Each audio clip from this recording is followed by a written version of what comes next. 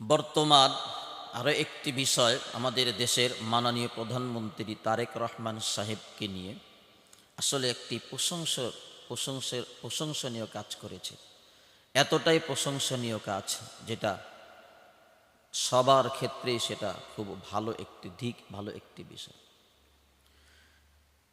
তার উপরে যে পরিমাণ জুলুম আর নির্যাতন করা হয়েছে, তার মায়ের উপরে যত জুলুম আর নির্যাতন করা হয়েছে, তার ছোট ভাই কোকোর উপরে যেই পরিমাণ জুলুম আর নির্যাতন করা হয়েছে, যখন সর্বমহল থেকে তার দলের নেতাকর্মী সবাই তাকে বলতেছে আপনি আপনার মায়ের প্রতিশোধগুলো নিয়ে নেন, আপনি আপনার ছোট ভাইয়ের উপরে যে জুলুম নির্যাতন হয়েছে তার প্রতিশোধগুলো নিয়ে নেন, আপনার উপরে যেই অমানবিক অত্যাচার হয়েছে তার প্রতিশোধগুলো আপনি নিয়ে নেন।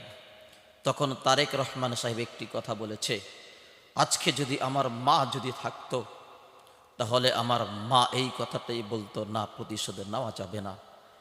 মানবিক দায়িত্বকে সামনে রেখে সেই কথাটাই বলতো যে প্রতিশোধ নেওয়া যাবে না, প্রতিশোধ নেওয়া এটা ইসলাম সমর্থন করে না। কোরআন সুন্নাহ এই ধরনের কাজ, প্রতিহিংসামূলক কাজগুলো পছন্দ করে না।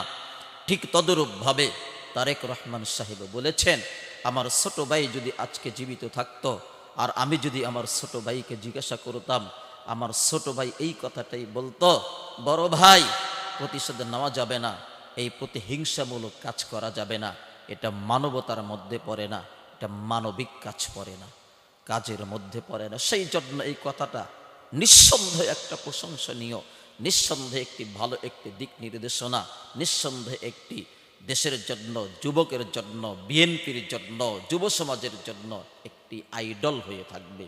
তদরূপভাবে আজকেও তার একটি ভিডিও ফুটেজ আমার নজরে পড়েছে, যে সেনাবাহিনীদের একটি ট্রেনিং হচ্ছে একেবারে গ্রাম অঞ্চলের মধ্যে, বন জঙ্গলের মধ্যে।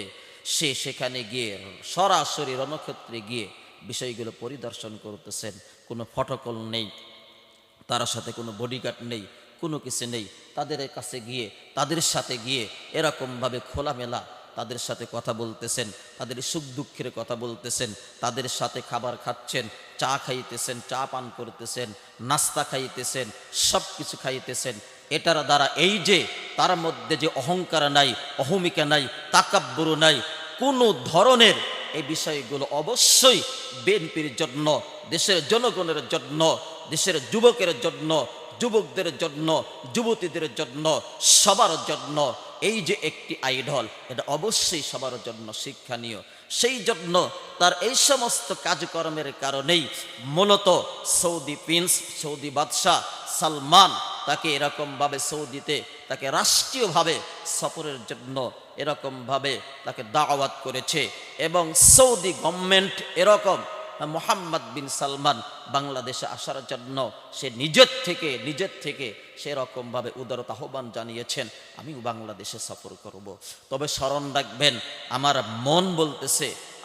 মন বলতেছে যদি তারেক রহমান সাহেব যদি তার দলের সবগুলো অপকর্মকে এরকমভাবে সামাল দিয়ে এরকমভাবে মোকাবেলা করে যদি দেশের জন্য কাজ করতে পারে, খোদার কসম সে যদি সৌদিতে যায়, আমার মন বলে Saudi government, Saudi prince Mohammed bin Salman তাকে বাইতুল্লাহর ভিতরে ঢোকার জন্য অবশ্যই একটি রাষ্ট্রীয় মেহমানদারি হিসেবে তাকে সুযোগ করে দিবেন, কাবার ভিতরে ঢোকার একটা সুযোগ করে দিবেন।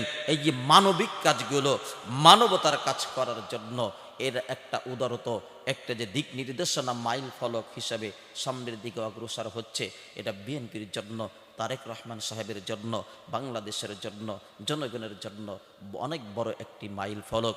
দোয়া করি যেন আল্লাহর এই বান্দা যেন দেশের জন্য ভালো কাজ করতে পারে এবং সৌদিতে গিয়েও যেন সে রাষ্ট্রীয় মেহমান হিসেবে যেন কাবা বাইতুল্লাহর ভিতরে প্রবেশ করতে পারে। আমার আল্লাহ তাআলা যেন তাকে এই সুযোগটা করে দেন।